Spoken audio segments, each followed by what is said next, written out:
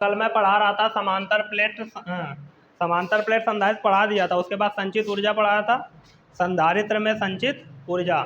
उसमें पहली हेडिंग बताया था गोलीय संधारित्र में संचित ऊर्जा, नहीं बताया था। आज बताऊंगा समांतर प्लेट संधारित्र में संचित ऊर्जा। समांतर प्लेट संधारित्र में संचित ऊर्जा, ठीक है ना। उसी की दूसरी हेडिंग रहेगी कल वाले की, ठीक है।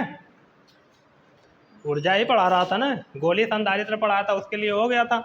उसके बाद यही पढ़ा था समांतर प्लेट संधारित्र। तो इसमें भी कितनी ऊर्जा होती है निकालना पड़ेगा कि नहीं। और देखना जो उसमें आया था वही इसमें भी आएगा। कल जो फार्मूला आया था संचित ऊर्जा U बराबर, याद था ना, Q²/2C आया था कि नहीं। और C का जब वैल्यू पुट किए थे तो Q²/8 pi epsilon not into R, इस टाइप का आया था कि नहीं। तो जो समांतर प्लेट संधारित्र होगा उसकी भी संचित ऊर्जा यही आएगी, लेकिन समांतर प्लेट संधारित्र की धारिता यहाँ पे चेंज हो जाएगी, क्योंकि ये गोलीय संधारित्र की धारिता है जो कि 4 पाई एप्सिलॉन नॉट R होती है। तो मैंने कर दिया यहाँ पे गुणा, ठीक है ना। लेकिन जब हम समांतर प्लेट संधारित्र की बात करेंगे तो यहाँ पे क्या लिखेंगे, A एप्सिलॉन नॉट बटे D। तो इसके बाद वाला फार्मूला चेंज हो सकता है, लेकिन जो मेन फार्मूला था वो यही आएगा। समझ में आई बात। जो मेन फार्मूला था वो यही आएगा। बस समांतर प्लेट संधारित्र है तो उसकी धारिता अलग होती है और गोलीय संधारित्र की धारिता अलग होती है। तो बस इसमें अंतर देखने को मिलेगा, बाकी फार्मूले सब सेम रहेंगे, ठीक है ना। और प्रूफ करने का तरीका भी सेम रहेगा। ऐसा नहीं है कि कोई नया तरीका इसको प्रूफ करने का आ जाएगा, ऐसा कुछ नहीं है, ठीक है ना। जिस तरीके से कल प्रूफ किया गया था उसी तरीके से प्रूफ करना है। कल क्या हुआ था, समांतर प्लेट संधारित्र के बारे में मैं बताया था, ऊर्जा जिस तरीके से प्रूफ किए थे गोलीय संधारित्र की, उसी तरीके से इसकी भी ऊर्जा प्रूफ होगी, ठीक है ना। उसके लिए हमको समांतर प्लेट संधारित्र बनाना पड़ेगा बस, ठीक है ना। तरीका वरीका सब वही है। एक प्लेट मैं इधर बना दे रहा हूँ,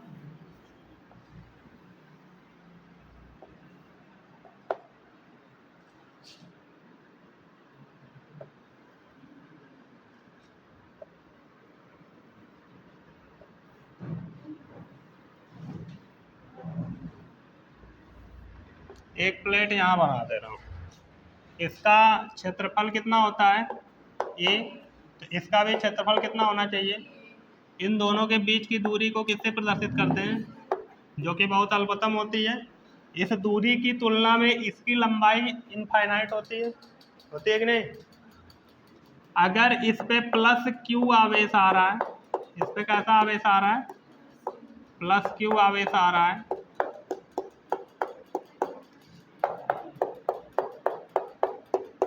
तो इस पे कितना आवेश आएगा, उतना ही परिमाण का बस ऋणात्मक आवेश आ जाएगा। परिमाण दोनों का क्या होगा, बस प्रकृति दोनों की क्या होगी, अलग। एक धनात्मक होगा तो एक ऋणात्मक। मतलब अगर इस पे प्लस Q आवेश है तो इस पे माइनस Q आवेश होगा, ठीक है ना। अब ये आया कहाँ से, ये थोड़ा सा सोचो। इस पे प्लस कहाँ से आया, इस पे माइनस कहाँ से आया। तो इसको बाहर से आवेश नहीं दिया गया है, ठीक है ना। बाहर से कोई उपकरण ला के इसमें आवेश को नहीं भरा गया है, ठीक है ना। बस जब हम इससे किसी बैटरी या किसी भी पावर सप्लाई को जोड़ते हैं तो वो क्या करता है कि इस चालक में जो फ्री इलेक्ट्रॉन होते हैं उनको चलाना शुरू कर देता है, ठीक है ना। जैसे इस पे से इलेक्ट्रॉन निकले होंगे तो इस पे धनात्मक आवेश आया, और इस पे से निकल के चालक से होते हुए, तार से होते हुए इस पे गए होंगे, तो इस पे कौन सा आवेश आया, जो आवेश निकालता है, जो इलेक्ट्रॉन निकालता है उस पर धन आवेश, और जो ग्रहण करता है उस पर ऋण आवेश। तो यहाँ हमको एक सीधी सीधी बात समझ में आ रही है कि आवेश इस धनात्मक प्लेट से निकल के कहाँ जा रहे हैं, ऋणात्मक प्लेट की ओर। आवेश का स्थानांतरण इस पे से इस पे हो रहा है कि नहीं, ठीक है ना। ये मैं क्या दिखाया हूँ, आवेश का स्थानांतरण,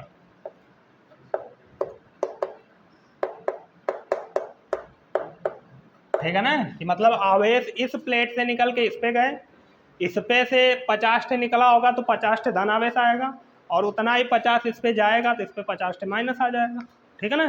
तो ऐसे इन दोनों को आवेशित किया गया है। तो सोचो थोड़ा सा, पहला जब इस पे से इलेक्ट्रॉन निकाल के इसको दिया गया होगा तो तन को मेहनत लगी होगी, क्योंकि यहाँ पे विरोध करने वाला कोई नहीं था।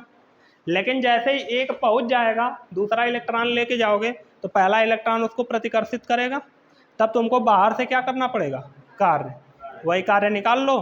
कार्य निकालने के बाद वो स्थितिज ऊर्जा के बराबर कर लो, ठीक है ना। वाय कार्य जो होता है वो स्थितिज ऊर्जा में परिवर्तन के क्या होता है, बराबर, पीछे पढ़ाया गया है, ठीक है। तो 3 स्थितियां में कर लिया था। पहली स्थिति में हमने क्या किया था, जब t बराबर क्या हो 0, मतलब अभी आवेश का स्थानांतरण शुरू नहीं हुआ है, मतलब अभी संधारित्र चार्ज होना शुरू नहीं हुआ है, ठीक है ना। मतलब ये आवेश खाना अभी शुरू नहीं किया, तो टाइम 0, आवेश खाना शुरू नहीं किया तो आवेश है ही नहीं इसके अंतर्गत।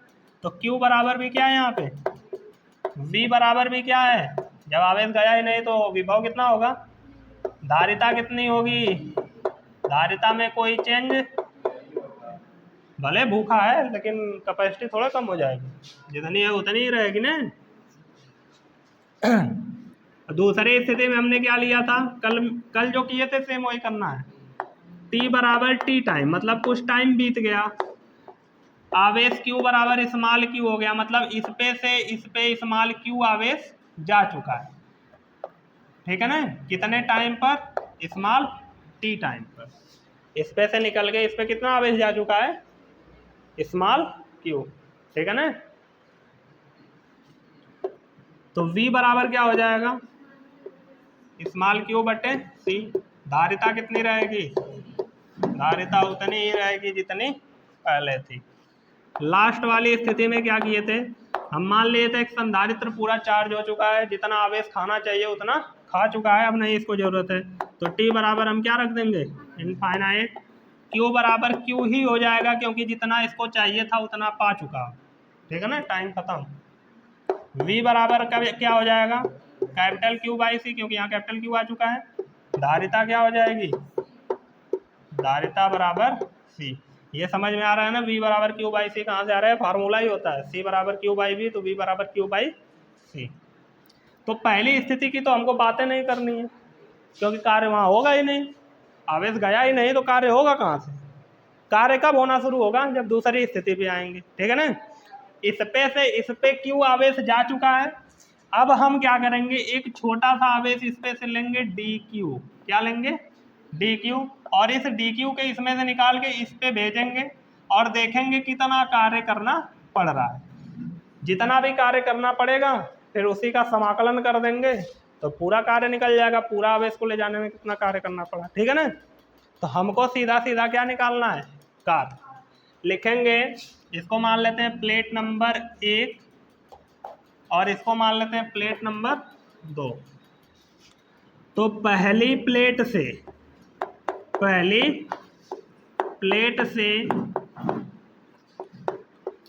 दूसरी प्लेट पर, पहली प्लेट से दूसरी प्लेट पर dq आवेश को ले जाने में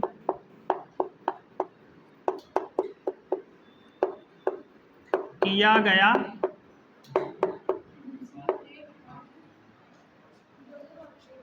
पहले प्लेट से दूसरे प्लेट पर dq आवेश को ले, हाँ अच्छा प्लेट दो बार लिख दिया, इसको मिटा देता हूँ। दूसरी प्लेट पर, अब सही है ना, पहली प्लेट से दूसरी प्लेट पर dq आवेश को ले जाने में किया गया कार्य, वाय कार्य ही बोलेंगे क्योंकि बाहर से ही कार्य करना पड़ेगा, तो वाय कार्य लिख लेते हैं। वाय कार्य जब t बराबर क्या है 0 और q बराबर क्या है स्मॉल q, t बराबर क्या होगा t, लगता है दिमागवा सही काम नहीं कर रहा है, ये वाली स्थिति लेना है ना। t बराबर t, q बराबर स्मॉल q, v बराबर q बाई c और धारिता बराबर c है। तब हमको पता है कि W वाह्य कार्य है, ई डब्ल्यू एक्सटर्नल बराबर क्या होता है V इंटू क्यू। लेकिन कितना आवेश ले जा रहे हो, क्यू नहीं डी क्यू, तो क्यू की जगह क्या रखोगे, और तनी से आवेश ले जा रहे हो तो बहुत मेहनत नहीं लगेगी, तन का कार्य करना पड़ेगा, तो कार्य भी छोटा सा ही होगा। ठीक है ना, ये हो गया। अब हमको पता है V बराबर दो तरीके से, कल मैं एक तरीका से और लगा दिया था, पहले कुछ और तरीके से, फिर मिटा के बताया था कि नहीं V का मान ऐसे रख लो, तो दोनों तरीके से लगाओगे सेम फार्मूला आएगा। ठीक है ना, अगर मैं यहाँ पे V बराबर क्यू बाई सी रख के लगाता हूँ ये वाली चीज़ तो कोई दिक्कत नहीं है, लास्ट में फिर वही आएगा। ठीक है ना, या फिर V बराबर प्लेटों के कारण जो विभव होता है उसको निकालो।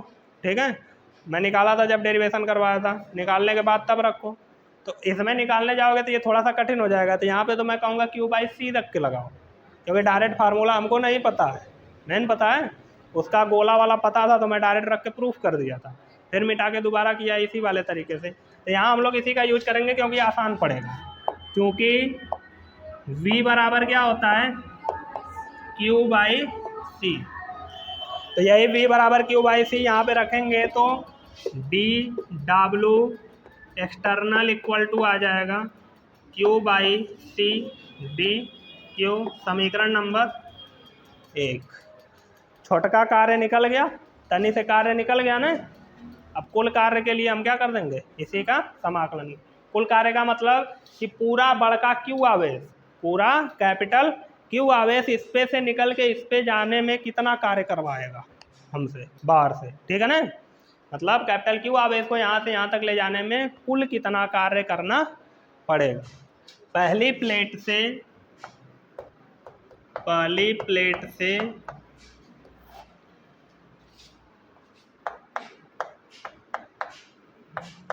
दूसरी प्लेट पर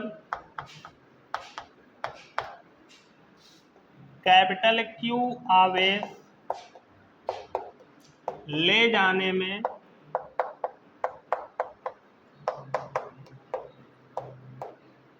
किया गया कुल बाह्य कार्य लिखते हैं, कुल बाह्य कार्य। ठीक है ना, मतलब ये वाली स्थिति है। ठीक है, मैं कुल लिख दिया तो इसको दिखाऊं या ना दिखाऊं कोई दिक्कत नहीं। डब्लू एक्सटर्नल बराबर हम क्या लिखेंगे, इंटीग्रल ऑफ डी डब्लू, और लिमिट लगा देंगे 0 से कैपिटल क्यू। ठीक है ना, अब ये समीकरण 1 से यहाँ मान रखेंगे, समीकरण 1 से W external equal to integral of 0 से क्यू डी डब्लू एक्सटर्नल, ये निकाल के रखें Q by C D Q, यहाँ पे रख देंगे Q by C D Q, Q के पावर कुछ नहीं है तो क्या है 1, तो W external equal to 1 by C बाहर आ जाएगा, इंटीग्रल ऑफ क्यू के पावर 1 बचा रहेगा। ठीक है, 0 से क्यू, तो डब्लू एक्सटर्नल बराबर 1 बाई सी, क्या करते हैं पावर में 1 जोड़ते हैं और वही पावर नीचे लिख लेते हैं, तो 1 में 1 जोड़ेंगे 2 हो जाएगा, तो वही पावर नीचे लिख लेंगे, और लिमिट लग जाएगी 0 से क्यू, तो W external equal to 1 by C, Q यहाँ रखेंगे, अपर लिमिट रखते हैं ना पहले, तो capital Q square by 2 minus lower limit 0 का स्क्वायर बाई 2, ये 0 हो गया, बस यही बचेगा। डब्लू एक्सटर्नल बराबर क्यू स्क्वायर बटे 2c, समीकरण का बनाओगे यहीं रखो ना। डब्लू एक्सटर्नल की जगह हम क्या रख सकते हैं, डेल्टा यू रख सकते हैं कि नहीं,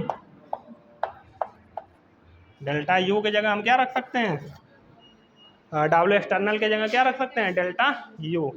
अब डेल्टा यू बराबर क्या होता है, यू एफ माइनस यू आई, स्थितिज ऊर्जा में परिवर्तन ही है ना, तो कभी भी परिवर्तन निकालने के लिए क्या करते हैं, बाद वाले में से पहले वाले को, तो बाद वाली स्थितिज ऊर्जा माइनस पहले वाली, बाद वाली को यू एफ लिखेंगे और पहले वाली को यू आई, तो U F minus U I, ये कैपिटल यू है, equal to Q square by कितना हो गया 2c, क्योंकि यू आई यहाँ पे क्या है 0 होगा, क्योंकि शुरू में आवेश ही नहीं था और प्रारंभ में स्थितिज ऊर्जा 0 ही लेके चलेंगे, क्योंकि स्थितिज ऊर्जा बराबर क्या होता है, स्थितिज ऊर्जा बराबर होता है 1/4πε0 Q1 Q2 बटे R। पहले लेसन में प्रूफ करवाया गया था, शायद R² भी रहा होगा, याद नहीं मुझे। तो वहाँ पे देखोगे तो फार्मूले में Q आ रहा है, क्या आ रहा है Q, फार्मूले में Q आता है स्थितिज ऊर्जा के, ठीक है ना। तो जब आवेश है या नहीं है शुरू में, क्योंकि आवेश निकल के उस पर इस पे आएगा तभी ना दोनों आवेशित होंगे। जब आवेश है ही नहीं तो स्थितिज ऊर्जा शुरू में क्या मानी जाएगी 0। तो हम यू आई की जगह 0 रखेंगे, तो यू एफ बराबर हमको क्या रखना पड़ेगा, केवल यू। तो यू बराबर हो जाएगा Q² बाई 2c, ये आ गया फार्मूला।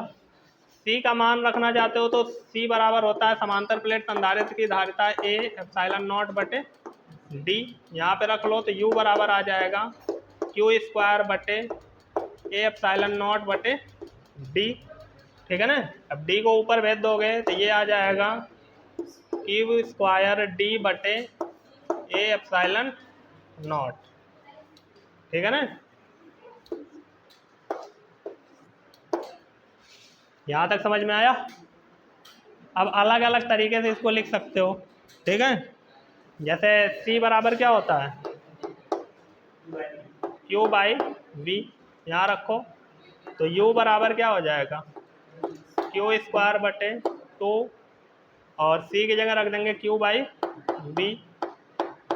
तो Q से Q कट जाएगा, तो 1/2, और ये ऊपर जाएगा तो Q इंटू क्या आ जाएगा, ये भी कल फार्मूला आया ही होगा, ठीक है ना। और क्या रख सकते हो, Q बराबर CV रख सकते हो यहाँ पे। तो अगर मैं Q बराबर CV रख दूँ तो U बराबर क्या हो जाएगा, Q की जगह CV रखूँगा तो C² V² हो जाएगा, क्योंकि इस पे स्क्वायर है, बटे 2C, एक C से एक C कट जाएगा, तो यहाँ आ जाएगा 1/2C V²। ये भी फार्मूला कल आया था कि नहीं, और भी एक को बना था, इतना ही होगा, और क्या बनाओगे। Q और C में आ गया, Q और V में आ गया, C और V में आ गया, कुल तो आ ही गया, बच ही नहीं रहा है कुछ, ठीक है ना। तो इतने फार्मूले होते सेम है, चाहे गोली संधारित्र ले लो, चाहे कौन संधारित्र ले लो, समांतर प्लेट संधारित्र, फार्मूला सेम है। बस इतना ध्यान रखना कि गोली संधारित्र की धारिता अलग होती है, ठीक है ना, और यहाँ समांतर प्लेट संधारित्र की धारिता अलग है, बस धारिता चेंज होगी, बाकी फार्मूला सेम है, ठीक है ना। तो इसमें कोई दिक्कत किसी को। अब देखो इसके बाद क्या पढ़ने वाले हैं, इसके बाद पढ़ेंगे हम लोग इन्हीं का संयोजन, समांतर प्लेट संधारित्र का क्या पढ़ेंगे। तो मैं सोच रहा हूँ उसको कल शुरू करूँ, आज जगह भी कम है, और आज शुरू करूँगा तो ढंग से बता भी नहीं पाऊँगा। पता नहीं, किताब लेके आओ तो क्वेश्चन बोलो, सवाल बता दूँ ठीक है। मैं किताब लेके आओ, खुशबू लेके आओ, किताब लेके आओ।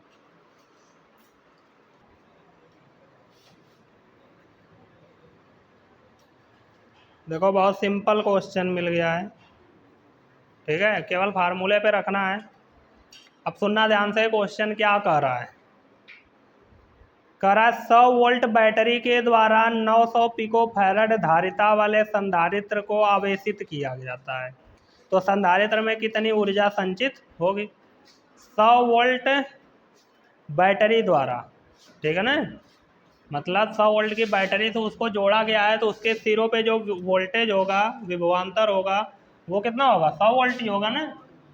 तो विभवांतर, क्वेश्चन है विभवांतर V बराबर कितना दे रखा है क्वेश्चन में 100 वोल्ट, V का मात्रा क्या होता है वोल्ट, और 900 पिकोफैरड धारिता वाले संधारित्र को, संधारित्र की धारिता कितना दे रखा है, संधारित्र की धारिता को C से प्रदर्शित करेंगे, कितना दे रखा है 900 पिको फैरड। ये पिको फैरड में दे रखा है, ठीक है ना, इसको फैरड में बदलोगे नहीं तो आंसर गलत आएगा। तो फैरड में बदलने के लिए हम 900 में कितने से गुणा करेंगे, 10 के घाते -12 से। अब ये किस में हो जाएगा, फैरड में। इस 9 को मैं क्या 900 को लिख सकता हूँ 9 गुणे 10 के पावर 2 लिख सकता हूँ ना, गुणे 10 के पावर -12 फैरड। तो C बराबर हो जाएगा 9 गुणे, ये घट जाएगा ना, 10 के पावर -10 फैरड आएगा कि नहीं। अब पूछ रहा है संधारित्र में संचित ऊर्जा ज्ञात कीजिए। तो ऊर्जा U बराबर हमको ज्ञात करना है, तो U बराबर कौन सा फार्मूला लगाएंगे। देखो हमको C पता है और V पता है, तो C और V वाला कोई फार्मूला होगा। और कौन सा संधारित्र है ये भी देख लो, संधारित्र का नाम लिया है। देखो अब यहाँ पे नाम नहीं लिया तो कुछ लोग सोचेंगे कि धारिता तो अलग अलग होती है तो ऊर्जा गड़बड़ हो जाएगा हमारा, लेकिन अगर धारिता नहीं दिया रहता तब गड़बड़ होता, ठीक है ना। हमको तब ये वाला फार्मूला लगाना पड़ता ना, क्योंकि धारिता इसमें नहीं है। समझ में आई बात। तो अब ये वाला फार्मूला कब बना, जब हम इसकी धारिता का फार्मूला रखें। अगर ये गोला रहता तो यहाँ पे कुछ और आता ना। तो धारिता डायरेक्ट दे रखा है, ठीक है ना। तो बाकी धारिता से रिलेटेड जो फार्मूले हैं जिसमें धारिता आई है, C आया है फार्मूले में, वो सेम है, चाहे गोला का ले लो चाहे समांतर प्लेट संधारित्र का। बाकी इसमें हमको C पता है और क्या पता है, V। तो C और V वाला ये फार्मूला है, हाफ CV²। और यही ज़्यादा पूछता भी है इसी पे, और ज़्यादातर इन सब पे नहीं पूछता है, लेकिन इसी पे ज़्यादा पूछता है, ठीक है। तो U बराबर 1/2 इंटू C का मान 9 गुणे 10 के पावर -10 और इंटू V का मान 100। तो इसका स्क्वायर है तो इसका भी क्या हो जाएगा। तो U बराबर आ जाएगा 1/2 इंटू 9 इंटू 10 के पावर -10। 100 को लिख सकते हो 10 के घाते 2। अब पावर कितना है 2, 9 1 में, तो U बराबर 9/2 आ जाएगा, गुणे 10 के पावर -10 गुणे 10 के पावर 2 दूनी भाई 4.5 दूना 9 होता है ना। तो U बराबर आ गया 4.5 गुणे 10 के पावर -6। ये U है, V दिख रहा होगा।